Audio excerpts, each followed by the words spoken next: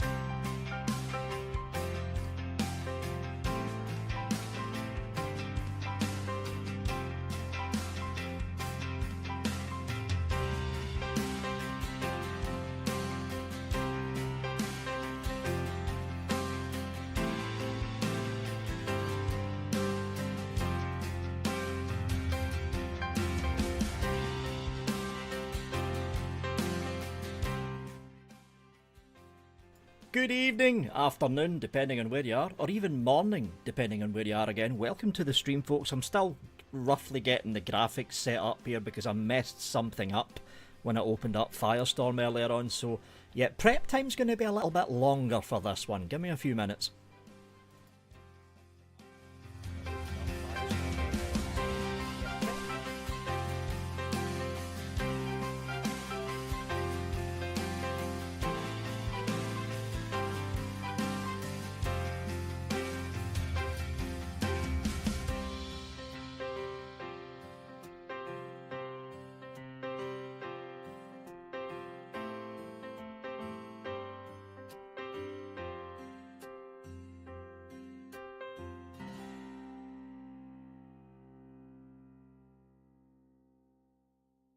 Earth, air, fire, water. These are the four elements that shape our world. Join us at the Second Life birthday celebration where we pay homage to each of these forces. Four magnificent stages, each one painstakingly constructed to represent one of these elements, awaits you. Wander the forest or get lost in the maze at the Earth stage. Be blown away sailing the skies aboard the Nimbus at the air stage. Marvel at the Atlantean dream that is the water stage. Or bask in the warmth of the fire stage in SLB's Adults District. Ooh la la! The four elements may be eternal, but these stages are not. When the celebration ends, these artistic masterpieces will be gone. So come to the Second Life birthday now and take in the shows before they are lost to the sands of time. All areas except for the Fire Stage Adult Birthday Exhibitor regions and Adult Shop and Hop have a general rating. Please dress and responsibly.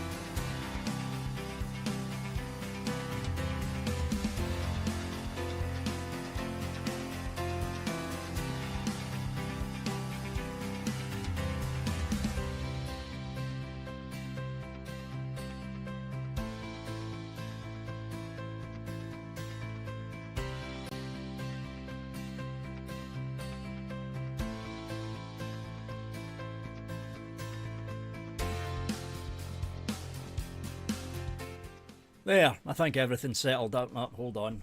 I just remembered something. Give me a minute.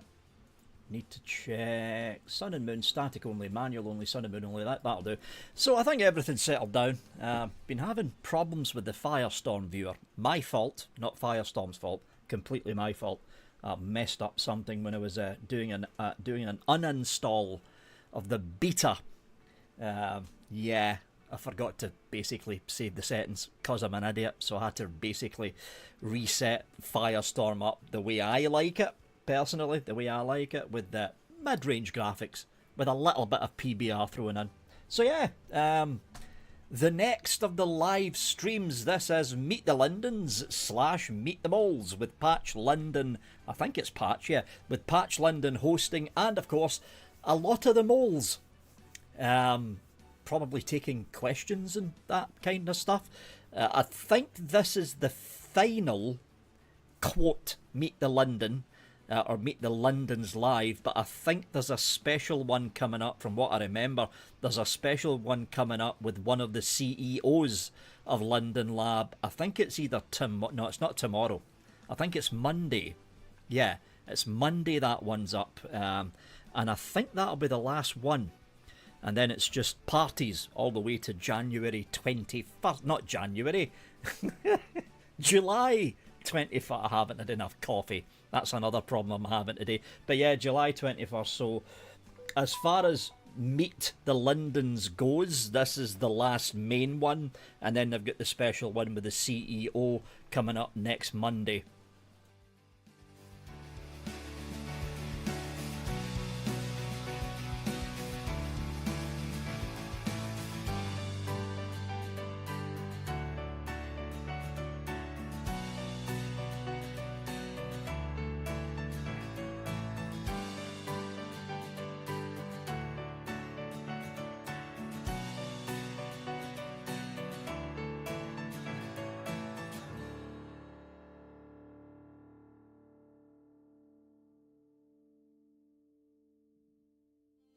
Do you represent an active community in Second Life? Then you should be part of the Community Exhibition. Located right at the Welcome Hub, the Community Exhibition is always looking to showcase communities who put the life in Second Life. Our goal is to connect new and old residents with communities just like yours. Space is limited, but all who apply will be given equal consideration. Go to second.life/communityhub for more details and apply today.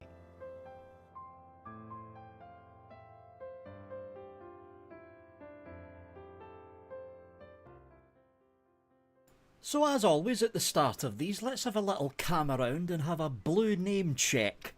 See who's actually here. We'll start over at the normal side we usually start at. It's a bit early for a blue name check, but there's bound to be a few in.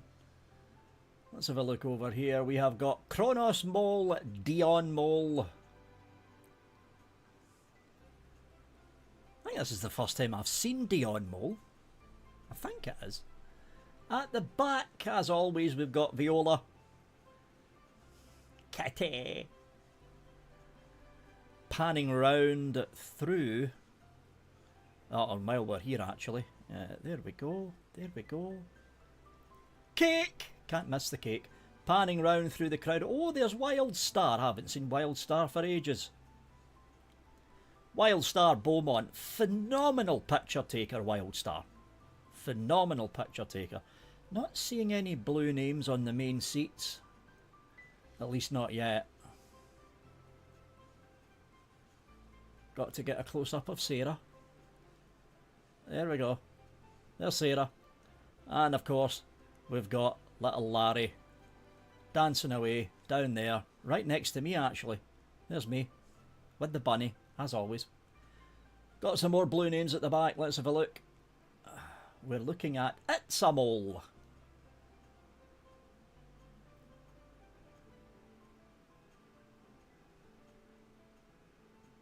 Oh, there's Pole Length. You can't miss Pole Length's avatar. Better known as the Shroom Dude. Pole Length you.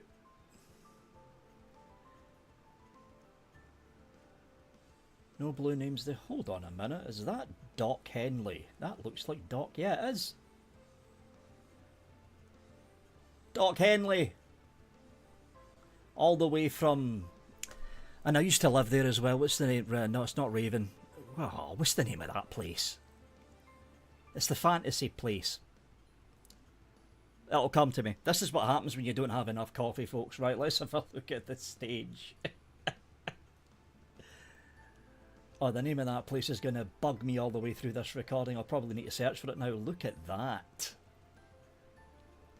That's a lot of blue names. So we have got Brigantia Mole, we have got Dreaming Mole, we have got Missy, of course. Empty Chair, that's probably where Patch is going to be. No, it's not Fanta Seria. Used to be called Winterfell. They changed the name to something else. Rose something? Rosehaven. I think it's Rosehaven. Yeah, it's Rosehaven. Spiffy Mole. Abner Mole, looking like he's just stepped out of a 1970s film. Yeah, anyway. I love that name. A lot of Mole. Next row up, we have got, who's that? Lulabelle Mole. I think that's the first time I've seen Lulabelle. We've got Millie Mole. Somebody's not loaded yet. That's Garden Mole. We have got Mossy, another play on words, Mossy Mole. Moonstruck Mole, Backseat, we've got Star Mole, who apparently his complexity is way too high for me. We have, you know what, let's load Star Mole in, always display, that's why the complexity is too high, it's that really, it's all the details, the feathery details and stuff. The more feathery details that you get on an outfit, the higher the complexity gets. We have got Quartz Mole just chilling out. Nice steampunk look. Nice steampunk look. I like that look. We've got Jester Mole. Appropriately attired. It's the cute... No, it's not. I was going to say it was Squeaky. That's not Squeaky. That's Chipper. I'm getting my moles mixed up. We've got Grumpy Mole. We have got, of course, Ancient Mole. Where's Squeaky? Oh, there's Squeaky. Kind of figured to be standing at his normal place. There we go. Got to have a gratuitous close-up of Squeaky Mole because Squeaky Mole is cool. Yes.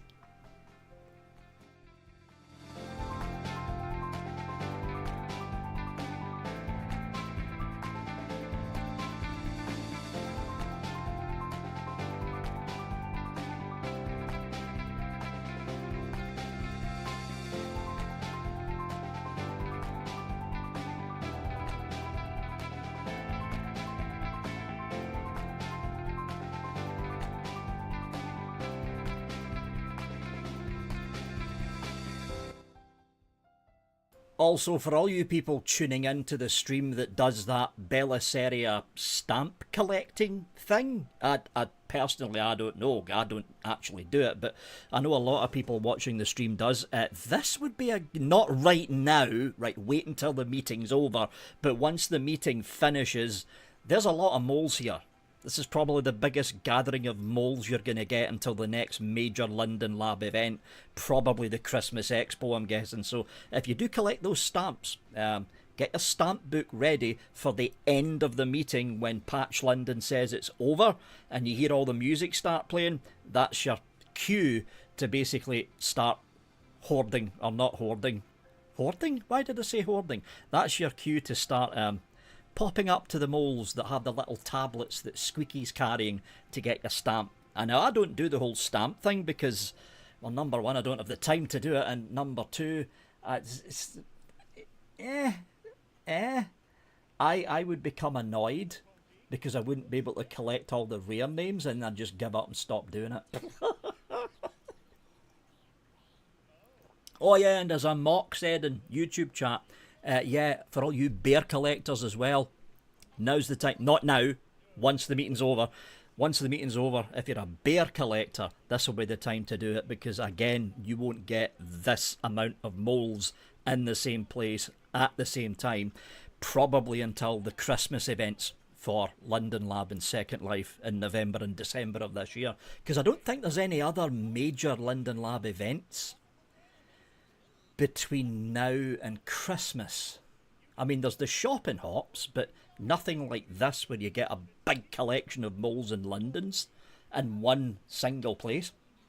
So yeah, bears and stamp collectors, this will be the time to do it after the meeting actually finishes, obviously. Whoa! This is so freaking cool! I know, right? Hey, even I look better. PBR can also help enhance the look of some items created without PBR. But things that were made with PBR will look even more spectacular. Thanks, announcer guy. Hey, where's my beer? I drank it. I knew you were lying. You don't even have a mouth. Who said I used my mouth?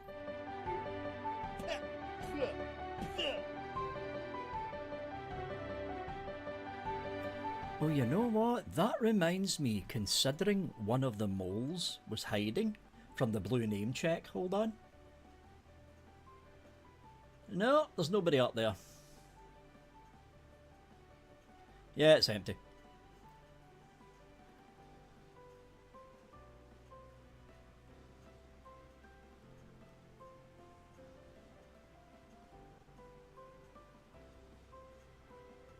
Oh, blue name just popped in. That'll be Kira London.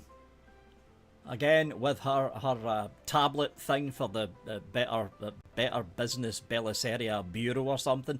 The stamp thing. You know, people kept saying, Vic, you should give it a try. It's fun. I might give it a try later. Oh, there's Tommy.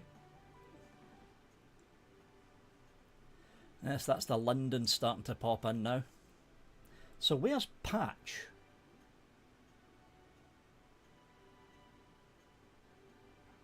I am not seeing Patch anywhere.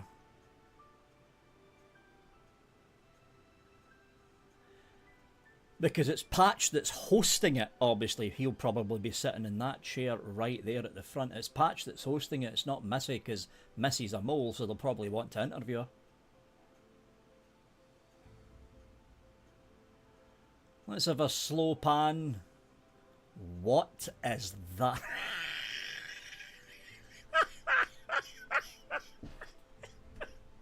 It's like... Okay.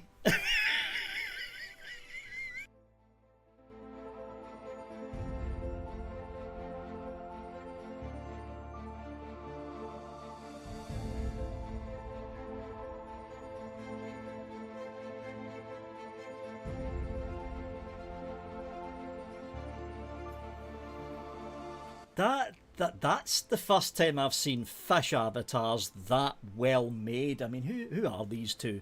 Let's give them a shout out in the stream. They are Calphanus Steveris and Lillian Padlock. Those are really interesting fish avatars. That's like, they've even got little legs and arms.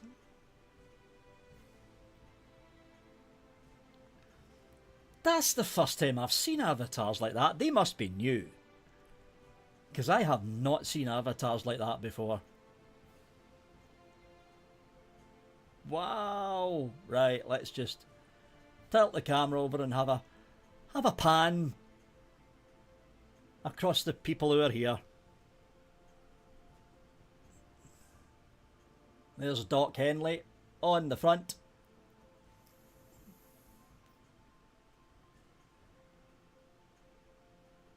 Pole End, the shroom guy.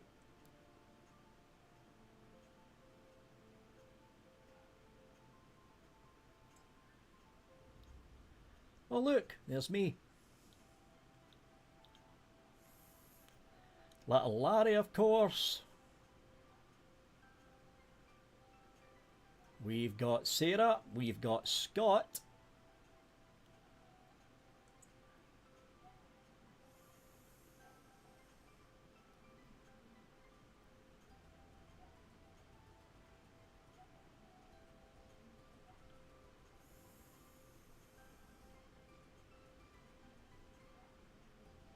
Wildstar all the way over at the back there. He does take good photos, by the way. Wildstar Beaumont. Spends a lot of time in I keep forgetting the name of the place, and I used to live there. Seriously, Vic, Raven something. It's not Ravenwood. What? It's the fantasy place where Doc Henley lives. I think that's where Wildstar lives as well. He does take good pictures. Wildstar Beaumont, he takes really good landscape-based pictures. There we go. That was a quick pan of everyone who's sitting on the cheap seats.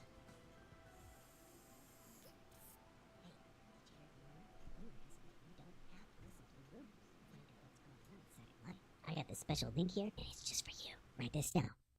Second.life/community resources. Got it?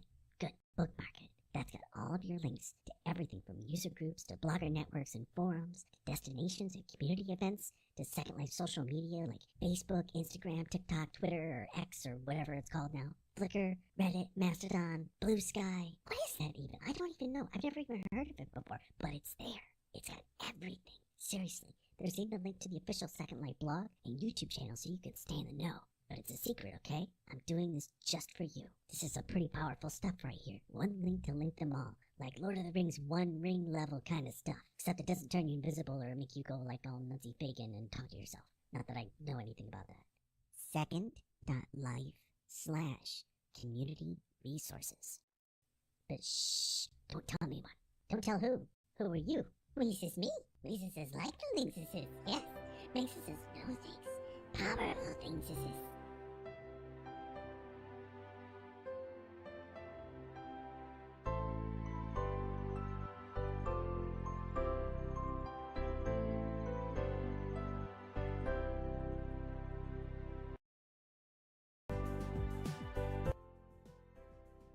Selectronium.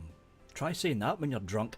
Are there calming regions for this? I'm thinking of logging in, but I think I'm too late for the main room. The seating area is split in the corner of 4 regions that are joined up. So just pick a region, Selectronium, and teleport in. You'll end up in one of the seating regions. There's loads of seating still left, so there's loads of spaces left. You have got about 10 minutes to get in World Selectronium because the meeting's supposed to start at 1:30 Second Life time. So you've got 10 minutes to log in and find a seat.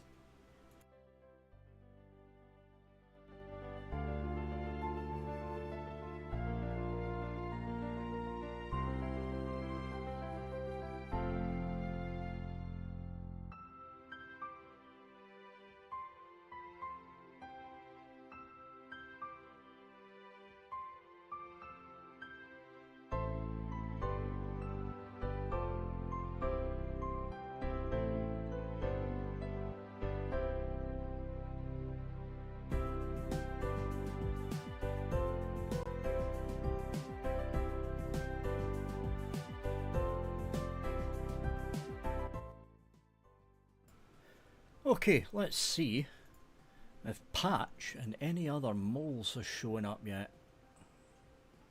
Nope, still not seeing Patch's seat taken.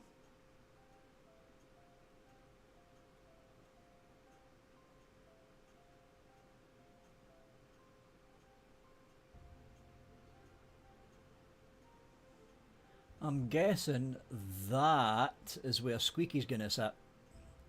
Because right now, Squeaky is on his usual spot. There's Squeaky there. Got to have a gratuitous close-up of Squeaky. Why? Because Squeaky's cute. That's why.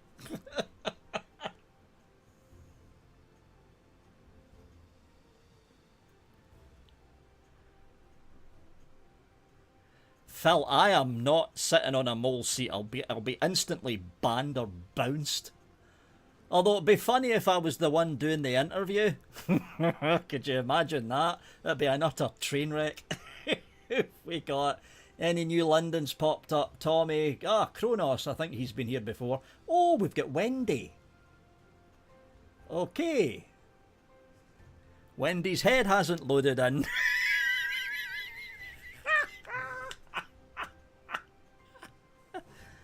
Rosehaven, that's the name of the regions. Rosehaven, hold on. There's a trick you can do with this.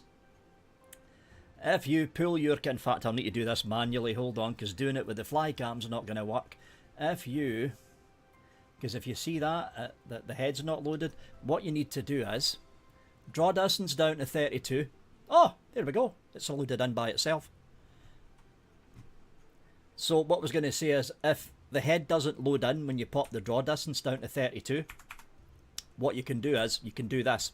So you Alt-Cam onto the ground, anywhere on the ground, and then pull your camera out until you're not seeing anything. It's all blue. The ground hasn't rezzed, nothing's rezzed, all you're seeing is empty sky. In other words, nothing's there. Count to 10 seconds, and then double tap your escape key.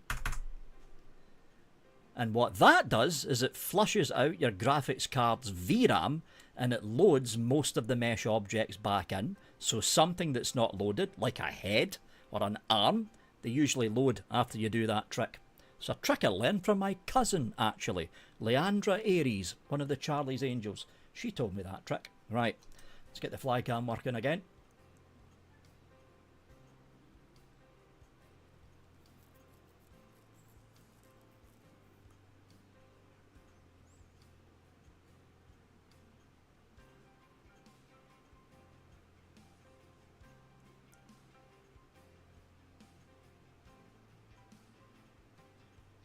What is that? Oh, is that one of those boopy things?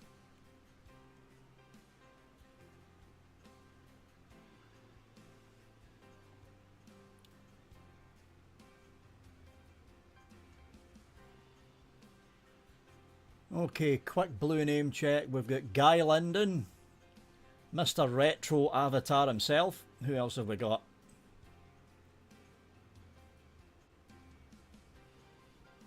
There's another fish avatar. That one's cell shaded to look like an anime. It's a Mole is still at the back. Any new blue names? I don't think there is.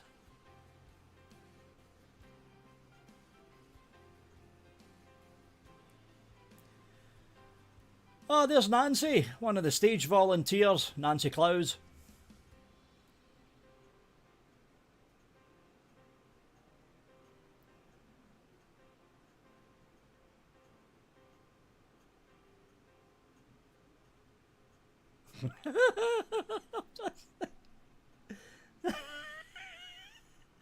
That's never going to get old.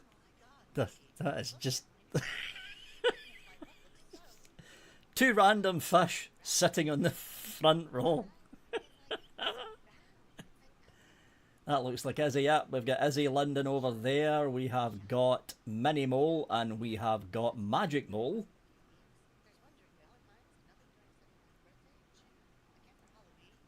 And I think that's it. Okay, we are 4 minutes away from the meet. I'm going to settle the cam in. Patch Linden has already... Oh, right. The fish avatars were from Fantasy Fair this year. Cheers, Jazimus. I didn't even know. I'm going to settle the cam in. For the people watching the stream or listening in to the audio stream, you've got 4 minutes to get yourself a cup of coffee or a cup of tea and the meeting starts. I'm going to shut up now, settle the cam in. And here we are with Meet the Lindens / Meet the Moles SL21B.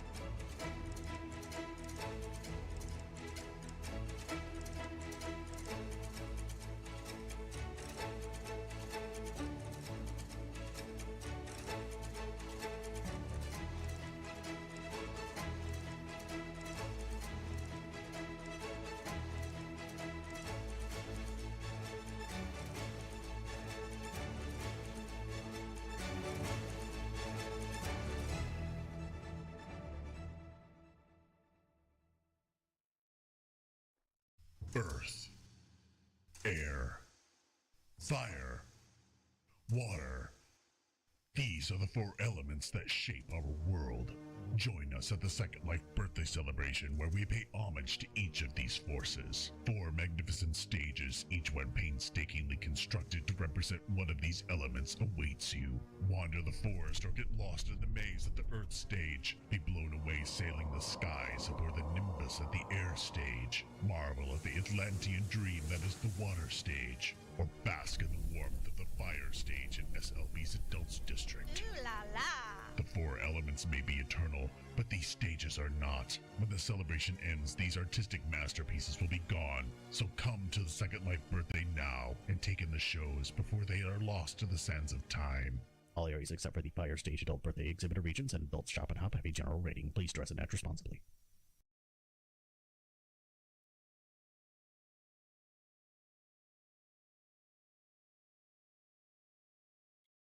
Hello, and welcome to our last town hall. I am testing the stream right now to make sure that you can all hear me. I am Mischievous Mole, and let's all put up a 1 when you can hear me. I want to make sure that all 3 regions can hear before we get started with our town hall today with the moles. All right, it sounds like we are good to go. All right, welcome to our final SL21B Town Hall event. Already this week, we've heard from the product, engineering, and product operations teams, and even Second Life founder Philip Rosedale. Before we get started with today's town hall, we do want to remind you that on Monday, we have a special community roundtable event with Linden Lab Executive Chairman Oberwolf Linden and Senior Vice President of Product Operations and Marketing, Patch Linden. We hope you'll be able to join us for that special event, but please note that it does start a bit earlier at 11:30 a.m. SLT. Now, on with the town hall. Today, we are excited to introduce and chat with our many talented moles. For those who may not be familiar with moles, these are the individuals who work closely with Linden Lab as part of the Linden Department of Public Works. You have seen their work across the grid on many public builds, including many of the Linden builds that were done here for SL21B. If you've ever played Linden Realms, enjoyed a Linden home, or visited Bellisaria, then you've seen the work of the moles in action. But that really is just the tip of the iceberg, or should I say molehill, of their contributions. To get started, let's do a round of introductions. To my immediate right is Patch Linden, Senior Vice President of Product Operations and Marketing. I am also surrounded in the front row by Bree Mole, Dreaming, Spiffy, Abner, and Alada. These are the moles that have been elected, volunteered, to talk today.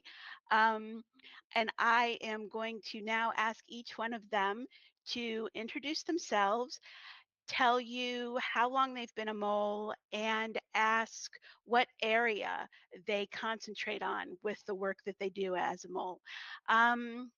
Bree, let's start with you. Hi everyone, I am Brigantia Mole, but most call me Bree because Brigantia is far too complicated. I have had the good fortune of being a mole for just over a year, and on the team I have responsibilities for content creation, things like the birthday cake hats for this year and last year's Second Life birthday. I also have responsibilities to help make sure covenants in various regions are followed in order to maintain a neighborly environment. All in all, my goal as a mole is to make Second Life a more enjoyable place for everybody involved. With respect to background, I currently live in New York State, and I was introduced to Second Life by a New York City Broadway producer who owned the original Broadway regions in Second Life. We had met at a conference, and he and his partner shared their enthusiasm, And so I decided to check it out. I've even convinced my firm at that point to use the platform to conduct interviews back in the day. Eventually, I started building a few things on my own, and one thing led to another.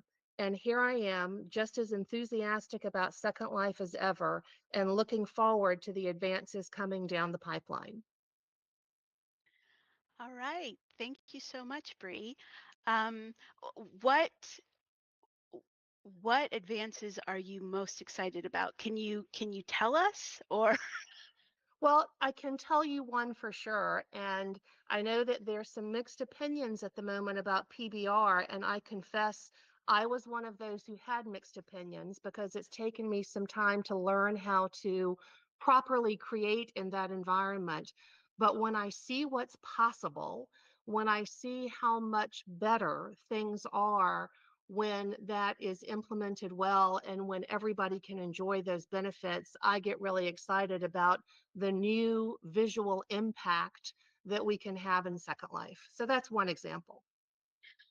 I agree with you 100%. I've been hearing about, like all the rest of the moles and the community in general, PBR for a long time, and I'm not a creator, so I didn't really know what the big I didn't understand what it was going to do. And now that I've seen it in action, it it really is amazing the additional reality it gives to things.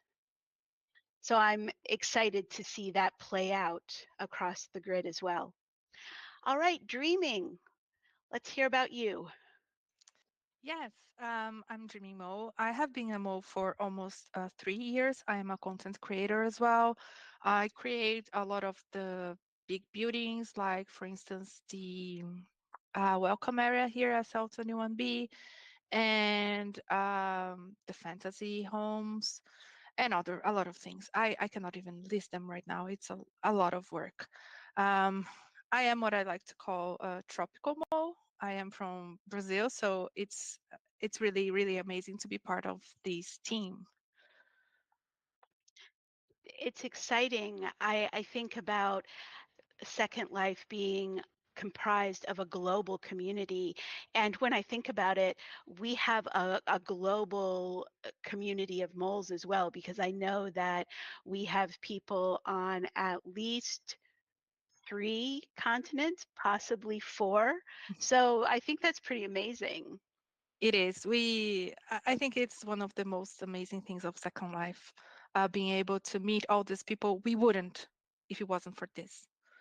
Absolutely. And then not only meeting people, but being able to collaborate with them, and uh, uh, what spins out of that is just amazing. And you can see that all across the birthday Yes. because people in their communities, of course, have come together and they've created these amazing exhibits. And a lot of times they are coordinating, trying to do these builds from very different time zones around the world.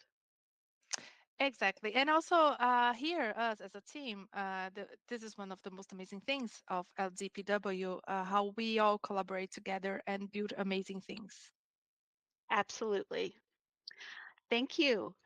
Spiffy, tell us a little bit about yourself. Hello, everybody. Hello, Missy. Okay, I'm Spiffy and I'm a content creator, and I've been a mole for 5 years with a little break in between. And my focus is mesh clothing assets. I know that it's hard to imagine from my accent, but like, guess what? I'm not American.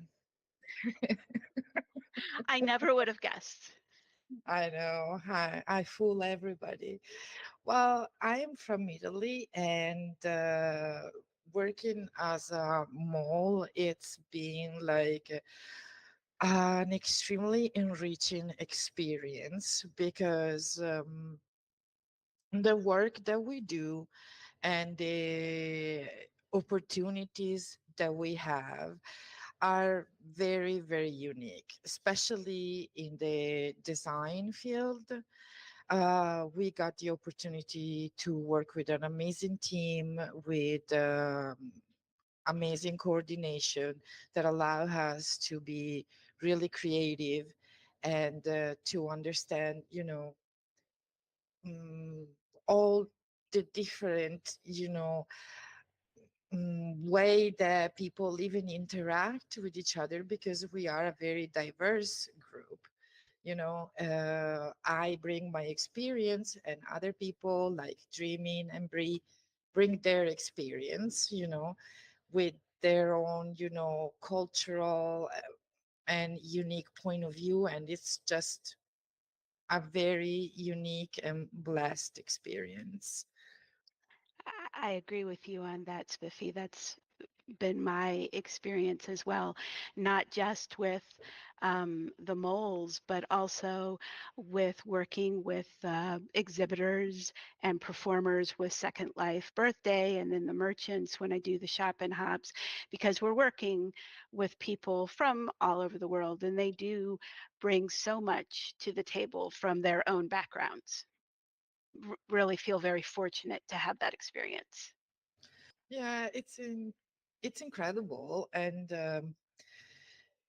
it's 21 years that Second Life allow us to do that, to know a lot about the world, just like in such an easy way. I mean, there's nothing else like this, is there?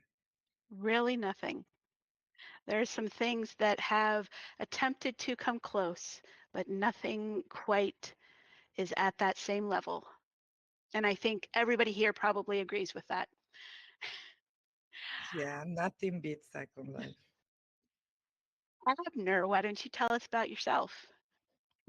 Oh, well, I am Abner Mole. I am from the US. I am not from Australia, although that seems to be the rumor. Um, I don't know, I was raised by dingoes, so maybe that had something to do with it. Now, I've been a mole since June 25th of 2008, which is 16 years. So yeah, a long time. I primarily, I mean, I've worked on things, mainland roads back in the day, and all sorts of our games, Paleo Quest and Linden Realms, and all of those over the years. Lately, but I've been working on building out the Belisaria continent and working on the Welcome Hub, which opened about a year ago. Well, I have so many things that I could say. The first thing that comes to mind is one, I think you probably do an excellent Australian accent. So I think you probably could fool us all if you wanted to. But I I could also, I could go ahead. try, but I think I would all the Australian residents would be very upset. So I'm not going to try. But since, I mean, we have the gamut here. We have Bree, who's just about a year old, and we have you, who's been a mole for 16 years. And if you're not the oldest mole here, you're definitely in like the top three. I think I actually am. The top three I think would be myself, Naughty, and Garden, who's right there behind us. You are the grandparents of all us moles. Yeah, oh, you whippersnappers coming around. Yeah. All right, and last but not least, Alada, please introduce yourself. Hello, I'm Alada Mole. I've been working here for 6 years. I'm from South America. I'm part of the tropical mold situation too.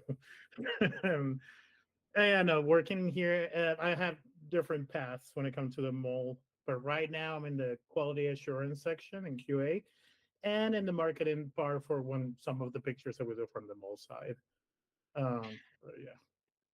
Well, I know that you take most of the marketing pictures that relate to things that the moles are involved in, and you do an absolutely phenomenal job with those. And I was just curious. I mean, I know that there are certain things that you need to do, but how do you get your inspiration for the setups? Because it's not easy always. I mean, it's one thing to be told to go take a picture of a house, okay, but you do a lot of action pictures as well. And so where do your ideas come from?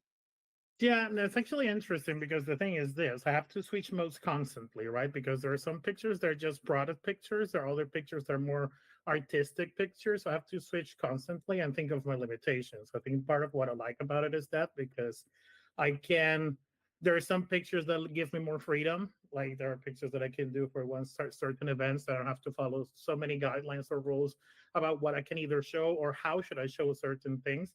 And on that, I just let my creativity flow. And I think the part that I'm so limited sometimes because of parameters, commercially speaking, that in that I can go crazy and just like put so many things. So I think it helps on that matter. Part of the inspiration is also, I think when you work in a team like this, um, creativity feeds from other people. So sometimes like hearing people's ideas, hearing people approaches to certain stuff, or you go to a place, for example, with the Linden Homes, you see like what people envision with certain things, what Patch envisioned too. Grabbing all of that and make my own vision out of it, it helps. So is that is like one thing feeds the other one, and then you just let loose and do stuff. So but it is a balance of things because then it's also you have to keep in mind is that it's also there's rules to follow because you need to show things the correct way because this is going out for all of you guys out there and you want to give a faithful representation of things. So yeah, it's just you have to juggle things. Yes, and you do a fabulous job juggling. I know you wear a lot of different hats between marketing and pictures and QA and the other various projects that you end up getting pulled into. Um, all right, I do have a question. It looks like that came directly for Bree based on something that she said. So I want to go ahead and just ask that since it came up. Bree, Philip Nagy asked, and it's open to anybody else who wants to, but it's specifically pointed at Bree. For those of us creators still lagging behind in learning setting up PBR materials, are there any resources you've found to be helpful that could be shared in learning the transition from ALM materials with specular maps to the metal roughness maps for PBR? That's really a great question, and I think initially I was kind of nervous about it because when you don't know what you don't know, you don't even know where to turn to. So I can completely relate to the question. What I've been doing, frankly, is turning to YouTube and looking for specific tutorials based on the material that I was trying to create. Most recently, for instance, I've been working on some materials that are basically drinking glasses, and glass is its own specialty in PBR. And so I've reviewed literally hours of videos to get a process that works well for what I wanted to do. And now that I've done that, I've created my own sort of notes and cheat sheet. So the best advice I could have is to say search YouTube, but not just for general PBR tutorials, but search YouTube for something specific like how to make glass or how to make awesome metals or something specific. And if you do that, then I think you can probably find some great tutorials. I have found that that is a much easier way to find tutorials on anything if you have a specific goal in mind. It's very difficult, even creating. Like I have attempted to learn Blender numerous times. I've made so many donuts and so many hats that, I have a closet full. But it's when I actually came up with something specific that I wanted to do. Like I made a pair of wings and I was able to get tutorials specifically on making curves in Blender, which was really helpful. All right. I always find it very interesting to know how people got involved in Second Life in the first place. And I think it is especially interesting with moles because moles have two layers of Second Life existence. They have their initial introduction to Second Life as residents. Obviously, you came in and you loved what you saw and you stayed. And then after a period of time, you became moles. So this next question It's two parts, really. I'd love to know how you got involved with Second Life in the first place, what attracted you to it, what kept you here, and then, tell us how you became a mole. What is your mole origin story? And we'll start with a lot of this time. Okay. Recapitulate. It's like, well, I mean, how I became a mole, it was because Patch actually found me. Like, I met Patch, and he liked my work. I had all my pictures and all my work when it came related to that exposed, and he was interested. He offered me an interview to see if I will be fitting for the place, and then it happened. So yeah, it was mostly I started mostly with the pictures parts, and then became a bigger role later. But yeah, How did you get interested in Second Life in the first place? with Second Life, it's actually because from where I come, the limitations were so big, and my country was living in such a hard moment in many ways, economically and politically speaking. The Second Life became like my distraction. Second Life became a place that it was mostly my only place to be creative and my only place to feel like I had some kind of freedom. Like even though I couldn't buy things like by buying Linden blood dollars and just buy everything I wanted. I had to work in Second Life since day number one, but it's still like that. I felt so much freedom because anything I could think, I Hmm. could make it a reality, and I could do anything when it came creatively wise. And I was feeling so much joy with that that it automatically became my favorite place.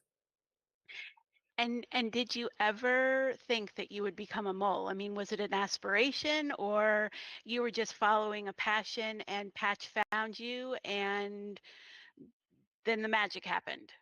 Oh yeah, no, I never thought of any of that. In fact, I met Patch by pure coincidental mistake, right? So it's like it wasn't even anything that was like, oh, I was looking for it. Like, no, nothing of that. Like honestly, it was just a casual thing. It just happened. And a lot of people did say it from the past friends and stuff. They were like, oh, the day you meet a Linda and it will happen, you will see. And all of this, I was like, that's just crazy talk. That's not gonna happen because that's just such a crazy idea.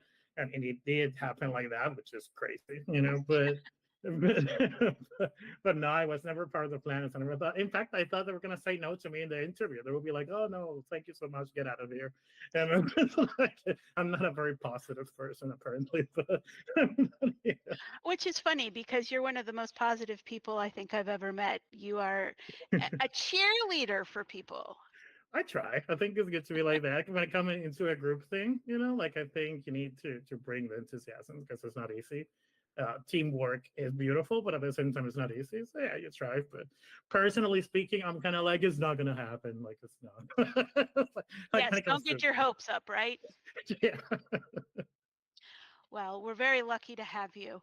And we actually both became moles within about a week of one another. I'm 6 years as a mole as well, and we both came on in Yep. June of what, 2018, I think it was. Yeah, we all came in the middle of SLB. Yep, me and you and Squeaky. Abner, how did you get involved in Second Life in the first place, and then how did you become a mole?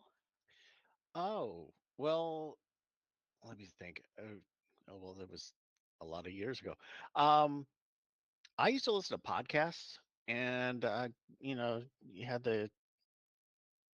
I think it was a Leo Laporte podcast, and he was going on about Second Life and how he tried it and how great it was. And so I'm like, okay, I'll try that. And so I came in and I was like, okay, this is interesting, and flying around and doing the things, and then I found out that, oh, I could build things here. I can like res things out and put them together and link them together and make creations. I'm like, this is great. That just it filled a niche in, or a niche in things that I enjoyed doing. It was like a big sandbox where you can play and make things, and that just appealed to me. As far as like becoming a mole, I mean, it was right when the LDPW started.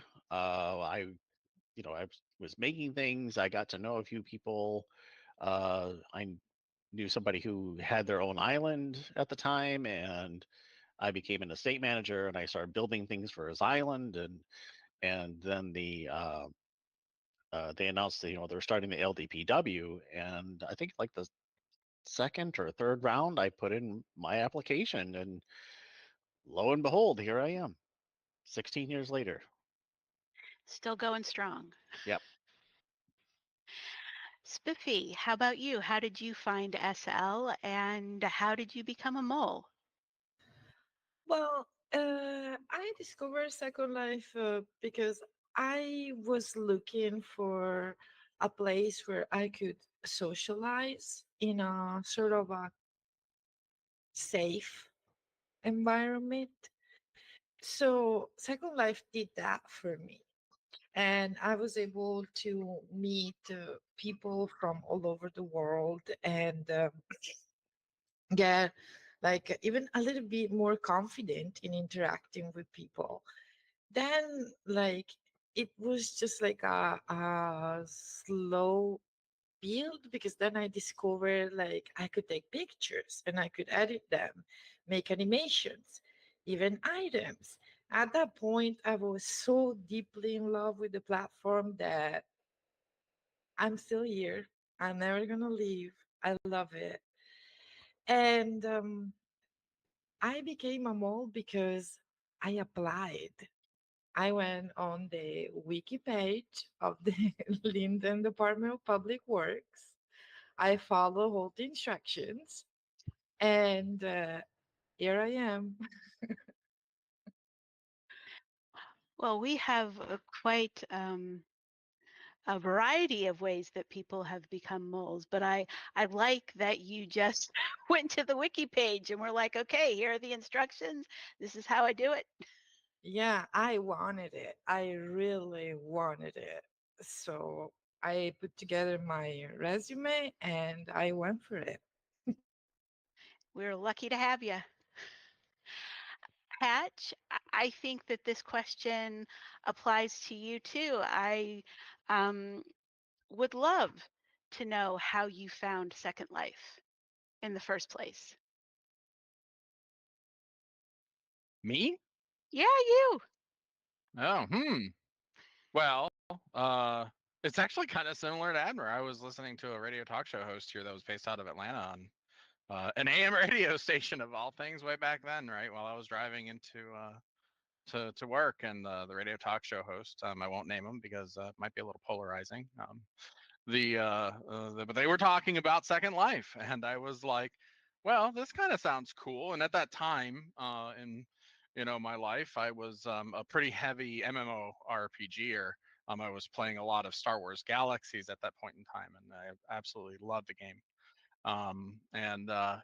So I was a huge fan of kind of open world sandboxes, which is a lot of what SWG was all about. And so I came in and tried it out, and I was like, wow, this is really cool. This kind of has all of that and then more, right? And I can, build houses and content and do all sorts of stuff. And, from there on forward, it was kind of a match made in heaven. Well, see, I love hearing stories like that. Everybody has their own story about how they found Second Life and what made them stay here. And I think that that explains a lot about this community and why it has been here for 21 years. It's the passion. Every single, I mean, I have two more people that I want to talk to, and I really don't think I'm going to be disappointed. There's passion from all of you about this platform. So it's very exciting. Dreaming, how did you find Second Life and how did you become a mole? Well, I want to answer this, but I want to ask you, how did you find Second Life?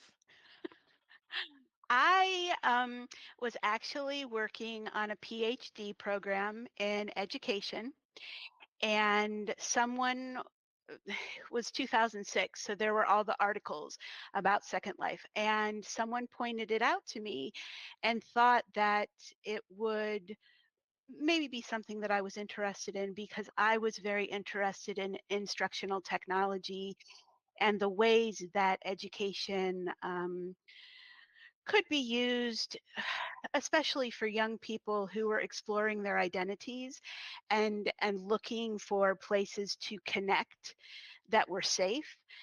And so that's how I got into Second Life.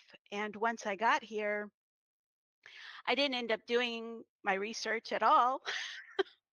I ended up getting various jobs and meeting people and starting to create, and things just kind of exploded from there. But that's what originally brought me here, was the idea that of identity development and exploration.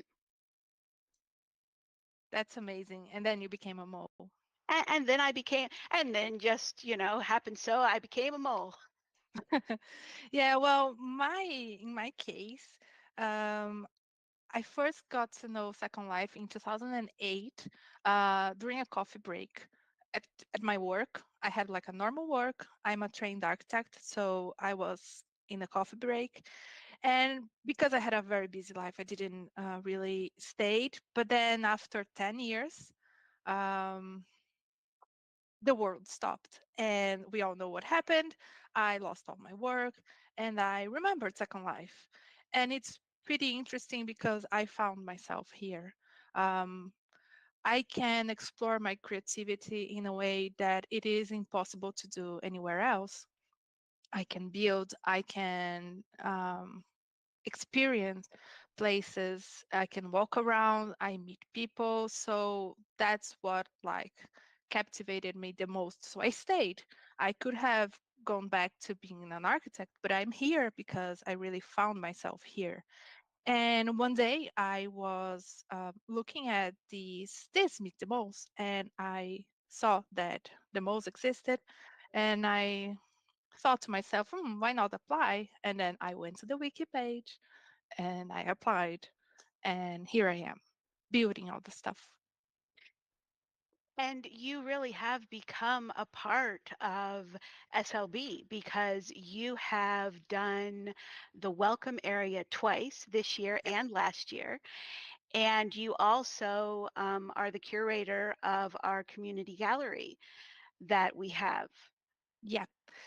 Yeah. So the welcome areas. Oh, I mean, it's one of the best experiences being able to put some of my knowledge here and create spaces for people to really feel welcome when they arrive here. I know that we have all these different LODs, computers, but I try to make sure that everybody will have a very good virtual experience when I'm creating a space. And of course, I need to mention that I don't do it on my own. Of course, we have the other moles who are the decorators, we have the scripters, we have people who do effects, sounds. So we all together, of course, it's because of everybody together that I am able to be part of this. And about the community gallery, yes, near the welcome area, I am putting out some of the images that people are dropping in the mailbox. And I encourage everyone to go there and show us some of your pictures. I think that it's really, really beautiful to see how everybody sees Second Life. And well, I've seen some pretty beautiful pictures like weddings, people having fun in SL 21B here, in the parties, in the stages. Yeah, I guess I need to stop talking because I really love it. Well, I love looking at the community gallery and seeing all the pictures that people drop in about what they have been doing in the past year, or even in the past several days at SL21B, what they've been experiencing with the exhibits, the parties that they've been having at the different stages, even the stuff that they've been picking up at the shop and hop. So yes, if you haven't been over to the welcome area and seen the community gallery as well, definitely you should go over to, is it SLB Magnificent, I think it is. SLB Magnificent, and take a look at. And share your pictures. Yes, there are mailboxes you can drop your pictures in. And finally, Bree, how did you find Second Life and how did you become a mole 1 year ago? So I've spoken a little bit earlier about it was a Broadway producer who introduced me to Second Life, and I came in actually with corporate aspirations. I was working for a large international consulting firm, and I had aspirations of getting the firm very involved with it. We tried a few things, but the firm decided it wasn't really the right place for them. I, on the other hand, was hooked. And I was hooked both from the aspect of creating things, being able to explore my own creativity. And then I also stumbled across not only dance troupes with the original first Second Life ballet troupe, but also the role play community. So I've been involved in everything from dance to role play to creating. And it's just allowed me to evolve a lot of those things and ideas that I've had inside. And it just gave me this marvelous playground. So that's why I've been here. As far as how I became a mole, Missy, you may not know this, but the truth is I kept bumping into you through Shop and Hop and Fantasy Fair. And I became curious about what you did and about the role of the mole. Sorry, I know that's rhyming again. So I looked up the details on the wiki, just like Dreaming and Spiffy. I filled out the application. Derek replied saying there were no current openings, but about 3 months later, he contacted me and brought me into an interview with Derek and Squeaky and Kronos. And lo and behold, I was lucky enough to be offered the role, and I've been learning and having a blast ever since. Well, I know that you came on last year right around the time Squeaky and I were looking for content creators for SL20B, and you're like a godsend because everything that we came up with, you were able to make in like a day and a half. Well, you guys gave me really fun things to work on, and it was a blast, and I loved it. So I'm happy to be here. I'm happy to be continuing to learn new things, and to have new challenges thrown my way. So that I think is part of what makes it a rewarding experience. That plus the teamwork and the support that's there. It's truly one of the best teams I've ever gotten to work on. And trust me, at my age, I've worked on a lot of teams. Well, we don't talk about age. Age is only a number as far as I'm concerned. We're only as old as we think we are, or Oh, maybe that's we're okay. only. I'm proud of my years. I don't mind. Let's just say I have a few of them behind me now. All right. Well, we have been collecting questions from the community for there were several days that we were collecting questions, and I am going to jump into some of those now. Given that this year's SL21B theme is elements, we're going to start with water, sky, and land questions. First, Abner, water. We've received many questions about future features, such as from Kuvanishi asking, is there any chance that we can get system water or Linden water on a prim one day? Do you know anything about that? I well, y- you kind of can now. The problem with Linden water is it is so unique compared to something you can put on a prim on a surface. I mean, both us and residents have both tried to make something that simulates Linden water, at least to some degree, that you can put on a prim, um, with varying levels of authenticity. I guess you could kind of say. Really, I mean, the ideal situation would be if there was some way that you could bring the level of water on your individual parcel and change it. right now it's a region setting. If it was a parcel setting, that would solve a lot of those problems. Um, Now, is that something that we're doing? I, I don't know. It, it's not really a question for us. That's the problem. It's really a question for the engineering, because that would be something on the engineering side. In which case, if that's something that people are interested in, which they obviously are, because that's something that we've all, I think, wanted at some point, was be able to, dig a hole in the terrain and be able to raise up the water level for a swimming pool or something, rather than having to have some sort of a false water. um, I would encourage them to go to the feedback portal and put that in there and see if they can get more residents to vote on it, because that's how you let the engineers know that these are the things that residents really want. And maybe they might say, okay, well, we'll take a look at this and see if this is something that we can potentially do in the future. Um, but I have no idea if anything like that is in the works. But that would be where to go to find out. All right. Well, we know that the engineering team does spend a lot of time looking at the feedback portal. They talked about it on Tuesday.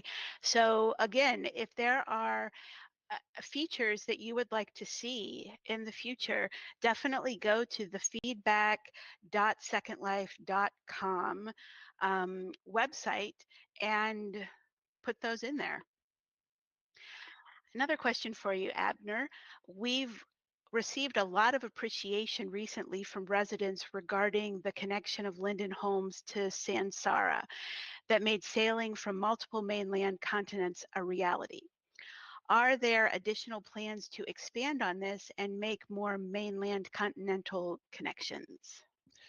Well, we're always looking to find ways to connect continents in that way. And the reason that we did it at Blueberry Tarn was, I mean, we had already connected to the Sansara continent at the southern end of the continent. The difficulty there is the water level on the south side of Sansara is raised higher. So there's no real way that you can, sail a boat from Bellisaria to Sansara without having to get out, port up go up the hill, and then re-res your boat out. Um, and the closest connection was Blueberry Tarn, that where you wouldn't have to do that. So, I mean, we looked at it and we said, okay, is there a way we can get up there? And I knew we were having this theme of the ranch homes, so I proposed it to Patch, and said, well, if there's enough interest in these homes, we could potentially get up to there and actually connect the waterways up there. And he thought that was a good idea. So that's what we did. And luckily it worked out that way. The bottom line is we're always looking for ways that we can make these sort of connections. Um, but there's mitigating circumstances. You know, we have to look at things like the cost of regions, and is there an actual connection that we can make that is feasible.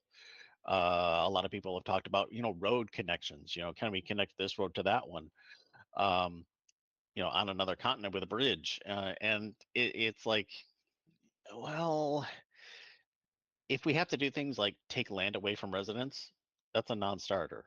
And then we have to look at the road itself. Is it capable of does it make sense? And if the answer is no, then it's like, okay, well, I'll have to come up with some other situation there.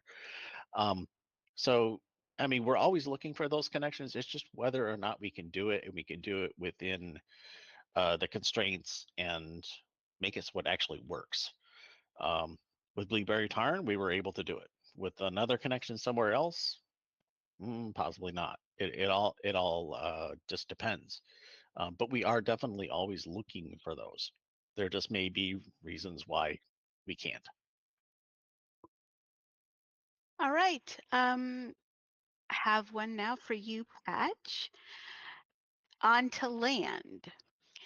Heather Westbrook asks, there are several continents with unfinished sides to them, mainly Gaiatea 1, Zindra, and Sharp.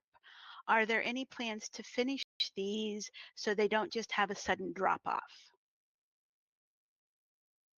Yeah, kind of like what I mean, a little bit of what Abner just said too kind of relates to this in a way, and that is, we look at these like unfinished edges, and we partially sometimes go, well, we like to maybe leave them like that for potential future expansion possibilities. We close them off. That kind of, implies that that's finished and that may never happen in the future. So we have to, kind of consider our choices and our options there at that point. Um, and from there, it's a balancing act, of course, of all of the other work we have to do in order to actually get around to doing them. So, uh, I'm not going to implicitly say, yeah, we're going to, or no, we're not going to. Um, we're always kind of thinking about how we can, make coastlines and such prettier and better looking, and things of that nature. And with the things that I just recently talked about and announced, there may be other possibilities there that we're still kind of keeping an eye on for, you know, future plans. So we'll see. Okay. All right. And now that I have you in the hot seat, really, toll roads, what's up with that? That was my attempt at humor and such. I think that there was a question about, well, could we build, roads that expand, across all of these regions and such, and I made some funny remarks about wouldn't it be great if we could just put in like toll roads and toll plazas and even automate the tolling systems and such. And my apologies if that didn't go over too well, but wouldn't it be funny?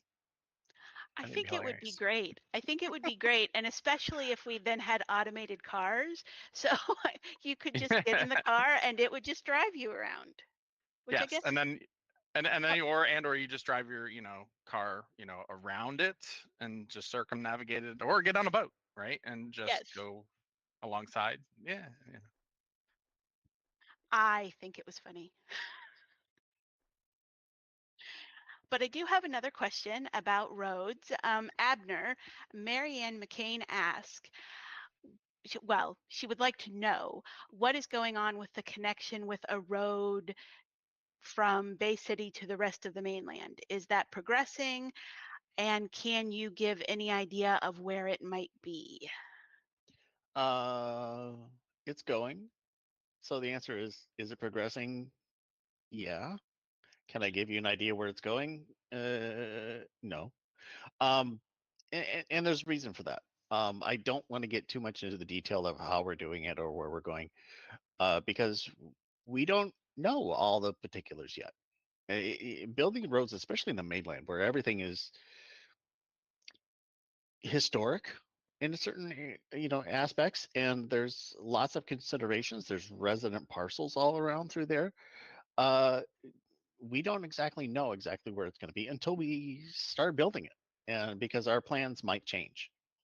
We may think, okay, we can try something like this, and then we go, okay, that really didn't work out the way we thought it was going to be. But if we do this, then that actually might work out. So our plans are they're a little fluid when we're doing these things, and they kind of have to be. So I can't really give particulars, and I really wouldn't want to either. Um, but just know that we do have a plan, and when we're able to do it, we will do it, and you will see it come to fruition over time. All right, then we will look toward the future and see what happens. Now, it looks to me like there might be a special guest here in the radio booth, so to speak. Magellan, the name was tossed around that Magellan was here and he was willing to talk about the future prospects of the Second Life Second Life Railroad. And will uh, SLRR ever get an upgrade? Well, he's kind of here. Those who don't know, and this is Abner. I do the voice of Magellan Linden in all them videos and things like that. So yeah, as far as the railroad goes, if you want to get your choo choo out, Go around the grid, you always can. I can't do that voice for that. Will the SL Railroad ever get an upgrade? I don't know. I mean, the SL Railroad, in some aspects, it's pretty robust. I mean, it's fairly simple in how it works. I mean, there are guides along the railroad that anyone can script a train, and there are scripts out there for building your own, railroad train. Um, and some people have taken them to extra levels where they become railroad makers, and they create these trains, and some of them work better than others. So as far as it getting an upgrade, I think the basic infrastructure is there, and you just have to find ways to work within that infrastructure. Um, as far as like upgrading the railroad itself, I would be concerned that if we did make changes to the railroad itself, how it worked, all of those that content that people have already made will cease to function. So I would be a little bit worried about that. So I think in essence, is the railroad going to get an upgrade? We are improving things with the railroad. Um, One of the things that is a little bit different is the Belisario Railroad has and some people have noticed it doesn't have as many switches as the railroad on the mainland. Um, and part of that is the switches there are a little bit different. I think Squeaky has been working on those, and one of the things that he's done is the switches work more like an actual real life railroad, where if if you have a shared train line, basically a single track, where you have trains that can go both north and south, for instance. The switch, if there's a train on that track, it will not let you go onto that track with a train going in the opposite direction until that train has passed. That's one of the things that they've worked into those. Those scripts are a little bit, they're a little bit buggy. They need some work on them. I believe. Last time I talked to Squeaky about it. And it's a matter of finding the time to get those done and get those into some of the switches and things on the Belisario Railway. For right now, I mean, if you come up against a siding on the Belisario Railway, uh, you just kind of have to grab your train and move it over in the way you want, and the scripts will pick up where it needs to go. But we do eventually want to have those all scripted the way that they are supposed to be, so that they work in the way that they're intended. All right. Well, I know that I really enjoy riding on the a railroad system around Belisaria. It's exciting to be able to go through the many, many regions. And this leads into the next question that I have actually about Linden Homes. Abner, I know that you oversee the layout of Belisaria. How do you and the Decor team manage to create thousands of regions that all feel unique and new, both across themes and within themes? It's not easy. I will say that it is not easy. Um, we have various aspects to it. Uh, I mean, when we're building on a theme in Linden Homes, uh, we have a two-pronged approach. We have templates that we start out with for bringing up a lot of regions quickly if we need to, and then we also have other places where we're actually building live regions that are completely unique because they're all built from hand. Um, and it's I mean, when you look at Belisaria from on the map or from the sky, you can kind of see how there are. You may see like there's a couple regions that are the same, or maybe even identical, um, but they're spread apart, so they're not right next to each other usually. Um, but so you're going to have that aspect to it, and it's almost unavoidable. Uh, but what we strive to do is when you're on the ground, which is where you're going to be 99% of the time anyway, you don't feel like everything is the exact same cookie cutter. And when we build out the houses around with the decoration, we're always going for a equal but not identical. So every house feels unique. Your house doesn't feel exactly like the house across the street. You have different plantings around it. You may have a different sort of a walkway up to your house, and then you customize it from there. Um, I mean, the parcels themselves is where we would have a thing that we would say when we're doing the deco is like, we're just making the frame, and it's up to the resident themselves to paint the picture inside of the frame. So we try to keep our decorations sort of light, but we do vary it up so that not every house is going to feel exactly the same. Um, and that's kind of the gist of how we do it. We're always looking from the aspect of from the resident's point of view within the parcel, and just trying to make it so that when you're wandering around Bellisaria, and yeah, sometimes you can feel like you're in a maze, um, and that again too is almost unavoidable. You never feel like you're going past the exact same house,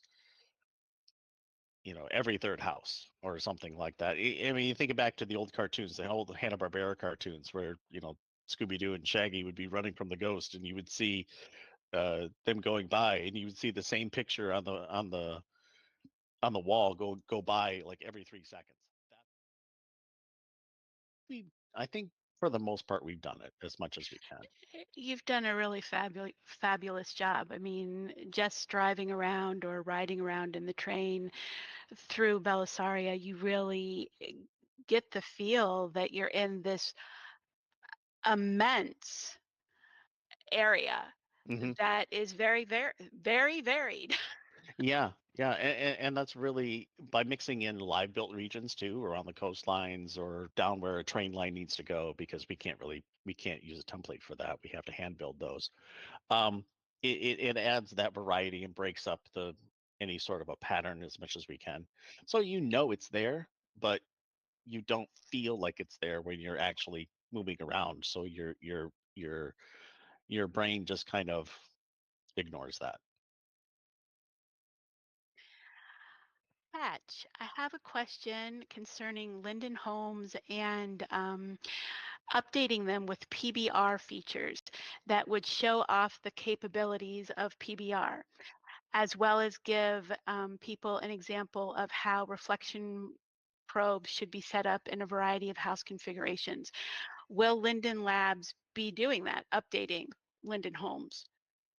Will Linden Homes get an update with PBR? Yeah, it's a project we want to tackle. It's huge though. I think our approach is going to be initially, and again with the announcements just from the other day, we're obviously going to start with everything new will come with, right, and will be set up with that. It's certainly most efficient for us to say everything going forward will have it. Log homes being the theme that we're going to touch, that's already in place. Those homes that get added will have it. We will assess whether or not the current log homes that are already in the theme there can get updated as well within our timeline that we set out to kind of get that work done. But yes, eventually we do, and we'll have to touch every theme in every home to do it. It's just going to take a lot of time. Okay. But still something to be looking forward to in the future. There's a lot of things on the horizon, and we'll be able to talk about them at SL22B and how they have come and been incredibly successful attribution to Second Life and the world that we live in. So that's exciting.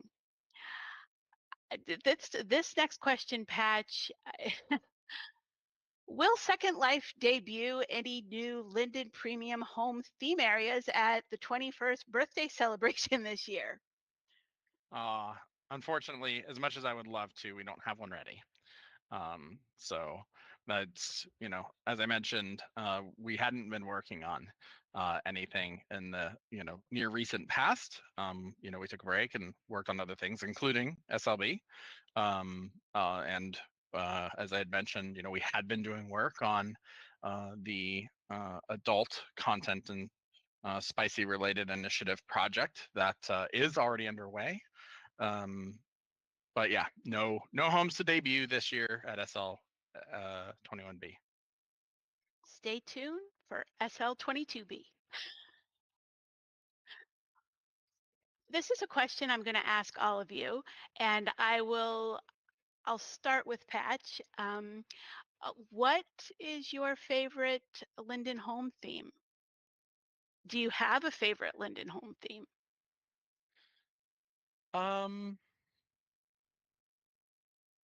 That's a good one. I like them all, obviously for their various unique attributes, but I actually do think I like the log homes the best. That may or may not have influenced my decision to pick on it. But really it is because it's one of the themes that has the least amount of floor plans and home types. But I think overall, the forestry work, the infrastructure work, the home styles themselves were amongst my most favorite. I also wanted to bring up a reminder and or let folks know. I talked about themes and polls and community input.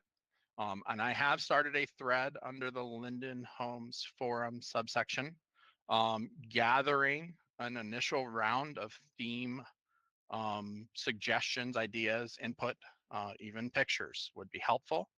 Our intent is to gather as much theme input as we can and go as quickly and efficiently as possible. And then we're going to probably run kind of runoff style 2 polls. We'll do a poll of a really big list of themes all gathered together. And then we will do a runoff poll of, what we'll do is take, the top themes from that and get a finalist. And that will be one of the next themes. And then from there, I will decide, is that going to be a premium plus theme, or is that going to be the regular premium theme that will come with 5, 12, and 1024 parcel mix? So I just wanted to throw that teaser and ask for help out there now. So definitely there is going to be some community influence or participation on the possible next theme. So that's very exciting. Spiffy, do you have a favorite Linden Home theme? Well, I like all the things romantic. So my favorite one is the Victorian one. It's really beautiful and it's totally my favorite. I mean, all the themes are amazing, but that speaks to my heart. It's really hard to pick a favorite theme. I agree with you. They all have their special qualities, but I am also a Victorian fan. I live in an old Victorian house in real life, and so when I look at the Victorian themes, they remind me of my real life home. So they are my favorite too. Abner, do you have a favorite? Oh, it's like you're asking me to pick between Pick your favorite pick my child. favorite child. Yes. Um, I would have to say it's a tie. It's a tie between the ranch, just because it reminds me of the areas where I grew up, uh, and probably Sakura, which of all the themes we built, I think is probably the most beautiful, with all of the canals and the mountains and the vegetation around and even the houses themselves. Yeah, I don't know. It's just something about it that appeals to me. So I would probably say it's a tie between those two. You have twins. Yeah, my favorite twins. Alado, which is your favorite theme?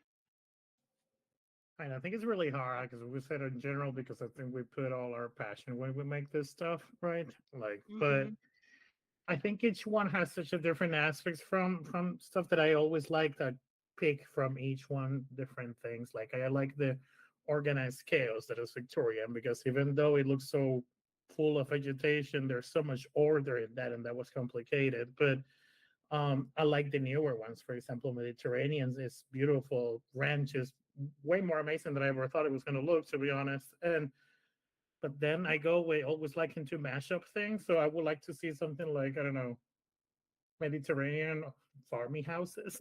But yeah. Bree, what is your favorite theme? You know, I grew up near a lake not far from Atlanta, and I grew up water skiing. And so I don't live so close to that or have the ability to do that anymore, but I love the stilts because they're out over water. And I have a boat that I actually keep at my stilt house. And so, yeah, I think the stilts are my favorite. Nice. And dreaming, which one is your favorite? It's very difficult. Um, I was thinking here, I would say the Mediterranean because it brings me peace, which might sound weird, I know, but I think it's beautiful and it's easy to decorate. So, yeah, that's my pick. So basically, the bottom line is you can't go wrong with any Linden home. That is the Exactly. general consensus here. Exactly. All right. Important question now for Patch. How can someone become a mole? Oh, that's easy. There's a wiki page. I saw it get tossed out actually earlier. I'm sorry, I don't have it available at my fingertips, but the process is fairly simple. You email Derek with your CV or resume, cover letter, and perhaps a way to either preview or see or view a sampling of your work. And the your your submission gets reviewed by Derek, myself, and we go forward from there. All right. So all of you interested would-be moles out in the audience, you know what you need to do now. And you know that it does work because we have moles here who did exactly the same thing. Now, the most important question of the entire town hall, and this is from Vic Mornington. Lindens have bears, so why don't moles have moles? Anybody have a good answer for that? That's a great question. I I think didn't I think you would have read an it answer out. to it. What's the answer? The answer is we did. I mean, 16 years. Yeah, when we started making quote unquote mole bears, we actually did make them to be like moles. But when we would give them to residents, they would call them mole bears. So we said, okay, everybody's calling them mole bears anyway, so we'll just make them bears. So that's the answer. It started out as moles. My original mole bear actually looks like a mole, but yeah, it just progressed from there. They had some cosmetic surgery, a nose job. Yeah, trim down the claws, yeah, that kind of a thing. All right. Well, this has been wonderful. I've enjoyed having you all here to talk to um, my tribe, so to speak. So thank you all for coming. Before we end up tonight, I know Squeaky has done a great job collecting the questions all week, but he hasn't said anything. And I want him to say something. So I am encouraging him to take the microphone now because I believe he has something that he would like to say.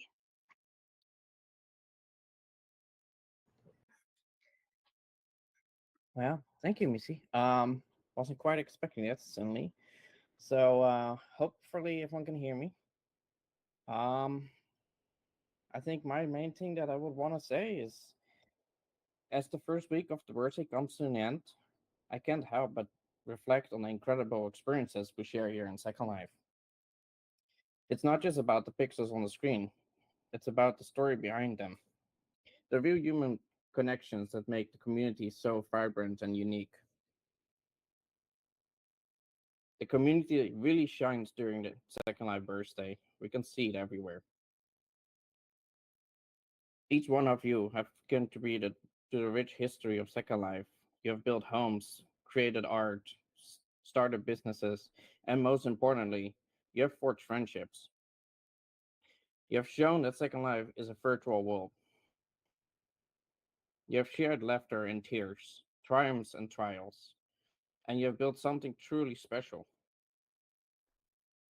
My fellow moles, along with the dedicated resident volunteers during SLB, truly deserve a special mention. The birthday will not be a successful without you. So here's to you, to all of us, residents, moles, and linens, and to the memories we have made and the ones that are yet to come.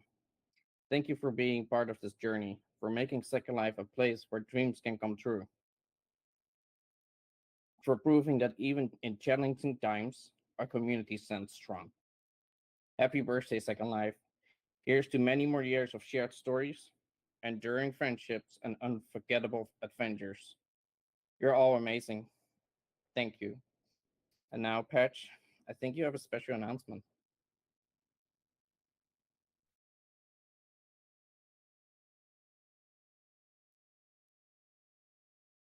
Yeah, in fact, I do. Thank you, Squeaky.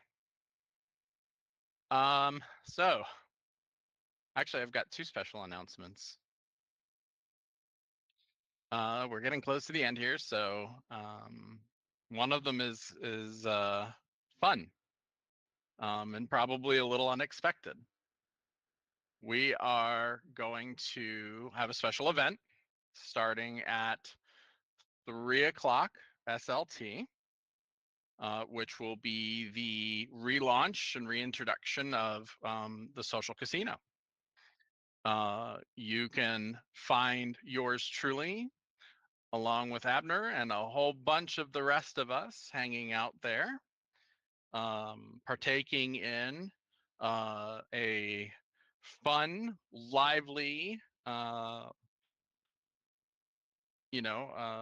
exchange, as it were, especially between Abner and myself. I believe we've got kind of a bit of a routine set up for y'all to have some fun with and come see. But yeah, come check it out.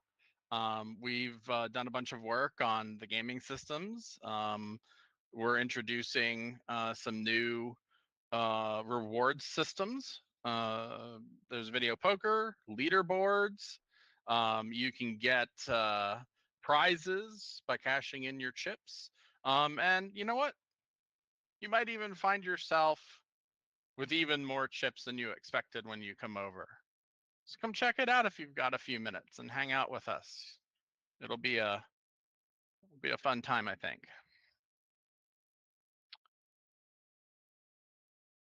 If somebody wants to throw the landmark through the chat, that would be great too. The other announcement I may have alluded to the other day, and this one has to do with lifetime premium. Who wants some lifetime premium? So I have, for our 21st birthday, 21 lifetime premium plus accounts that you can go sign up for now by going to support.secondlife.com and filing a ticket. If you have the 2023 SL20B version of regular lifetime, you can upgrade. And if you would like to subscribe to regular lifetime premium, you can do so as well. Now, A little bit of detail. So I mentioned there will be 21 lifetime premium plus accounts available at $18.99. There will be 21 upgrades from last year's SL20B version of lifetime premium available. For the upgrade fee, the difference in the cost of $11.50. And lifetime premium is $8.59 this year. And there will be 121 of those accounts available. So have at it. Go to support.secondlife.com. Select the ticket type account issue. Choose request second lifetime premium account from the second dropdown appears, and then select which membership type applies. Be careful with your choices because there are 3 choices. If you are an upgrade, make sure you choose the upgrade line. If you are not an upgrade and have no lifetime at all, you choose the second lifetime premium plus or the second lifetime premium line. And that's again, $18.99 for plus, $8.59 for regular, and the upgrade is $11.50. There's 21 each of the plus and the plus upgrades and 121 of the regular. Ah, thank you, Kreda. We have a document. All right. That's all I had, Missy. All right. Well, it looks like we are not out of time. We are simply transitioning to the Helios Casino and Lounge. So everybody come and hang with us over there. The Slurl landmark has gone out. And once you are done filling out the paperwork for your premium or premium plus lifetime membership, please come over to the Helios Casino and Lounge and hang out with us, get a bear, get a mole, click our BBB tablets and get a stamp. Thank you so much for joining us today, and thanks to everyone in the audience for being here with us today and all week.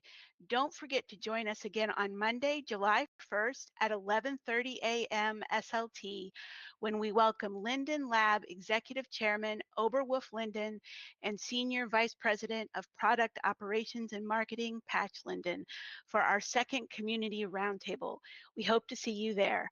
Happy SL20B, everyone.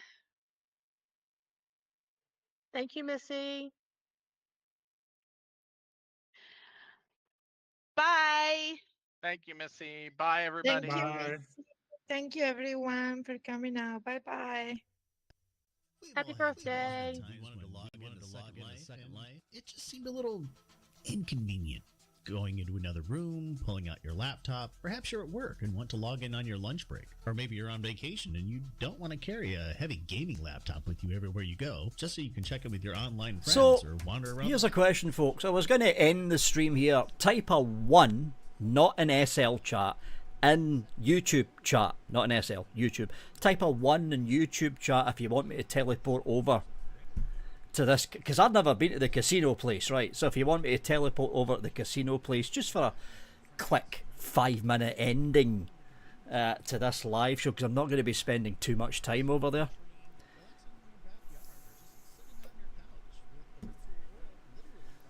Random straight in there. 1!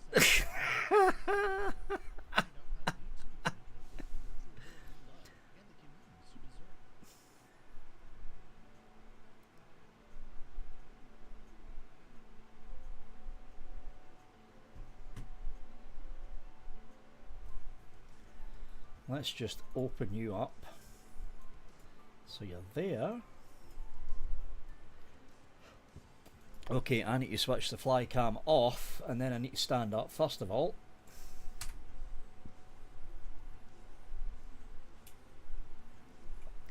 Let's just have a very quick look.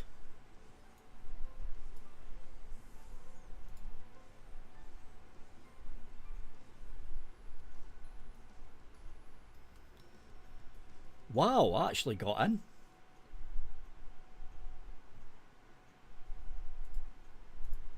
Oh, look. I see Cheeto dust. Right, is there a stream going on here? No, there isn't. No music stream. Who have we got? We've got Guy London, we've got Henry, we have got Sequoia, we've got Brett. I've never been here before. Oh, wait a minute, I have been here. This is the welcome area, is it? Yeah, the welcome area's somewhere over here. I think. I don't know. Right, where am I going? I think I'm going in here. Here we are. Whoa. The viewer just locked. There must be a lot of stuff in there resonating.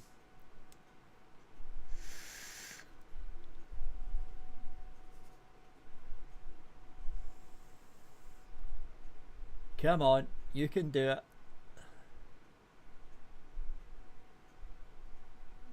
Yeah, finally. There's a lot of stuff that's resin in here. That's why the viewer locked up. You know what I'm going to do here? I am going to Avatar, Preferences, Graphics. I am going to switch shadows off just until everything loads in. And then I'll switch them back on again. It's usually shadows that end up causing the fires to see. Look at that. Instantly better. Instantly better. It's always the shadows that do it for me. I've never been here before.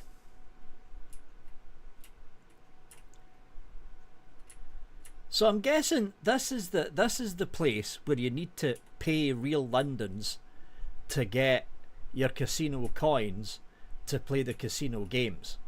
I'm guessing this is the place that a few people were talking about earlier on. Should be able to switch the shadows back on again. Sun and moon. There we go.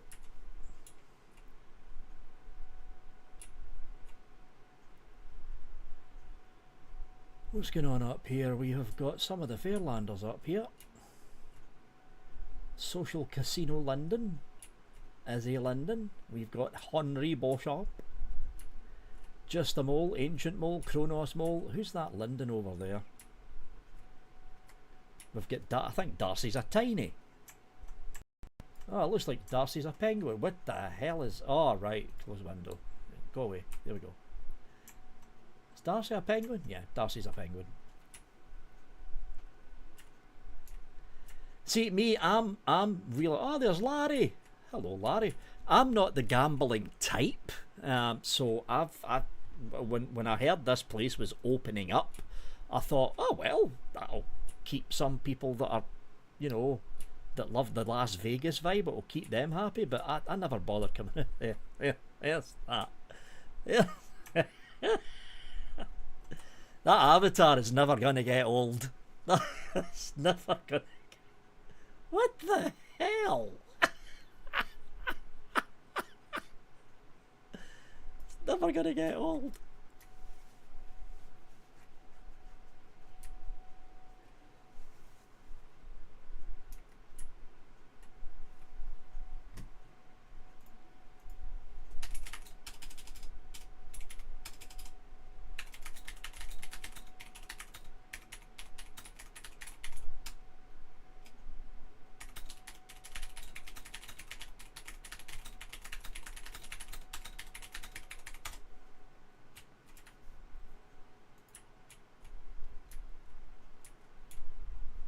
I am surprised that there's no music.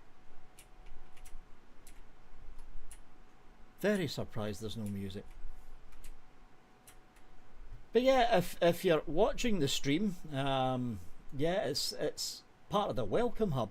Here we go. If you're watching the stream and you want to pop over here to see what the place is all about, I'll pop the slurl into YouTube chat. So the people watching the replay of this, if you want to check the casino place out, open up the replay chat and you'll see the SL URL pop in roundabout now if you've never been here, because this is the first time I've been here. It's basically a casino. It's essentially what it is. It's a big casino. Very big casino, actually. Let's get the fly cam out here and have a look around. Low stakes play. There's the help centre for more information. You have got, yeah, that's the entrance area in here. There's Sequoia, Abner, Squeaky. Going up here takes you into the London Lab home area, and if you keep following the road you end up at the Welcome Hub. Let's zip back through again. You seeing that, how fast this thing can cam when there's not 100 or 200 people in view? Again, you don't need a super fast graphics card, folks. All I've got here is an old 2070 Super and it's running just fine. But yeah, it's basically a casino, folks. That's what it is. It's a casino. There's a little chill out area right over here where some of the Lindens are hanging out. There we go. There's some of them there. Anyway, that is it for this particular live stream. And as you heard Missy say, it's the last of the town halls. However, there is going to be a special round table meet that's coming up this coming Monday. So it's Monday next week, obviously. This coming Monday at the earlier time of 11 o'clock in the morning Second Life time, which is going to be about 7 o'clock in the morning for, not in the morning, what? 7 o'clock in the evening for people here in the UK. I will be streaming that special roundtable discussion with the CEO of London Lab, Patch London, and a few other people. So again, it's not at 1 o'clock Second Life time. As Missy said, it's going to be 11 in the morning Second Life time. Stream will start at 11 in the morning, and the URL, the YouTube URL to the live will be popped into Second Life birthday. For the people that won't be around to watch that live on Monday, I'd like to give you all a big thanks for watching these live streams. Normally it's Strawberry London that does this, but Strawberry doesn't seem to be around as much. She is still around, but I haven't seen her doing as much as she used to do on the social media side. So normally it was Strawberry doing all this, but when somebody said on the first of the meet and greets that there was going to be no live stream, I thought, you know what, I should do it because nobody else is going to do it. So here I am doing the live streams. Big thanks to everybody for joining. Don't forget to hit that subscribe button below the video if you want to keep up with any videos that pop up on the channel. And yeah, that's it from me, folks. I will hopefully see you all on Monday for the special roundtable at 11 o'clock in the morning, Second Life time. Have a good one.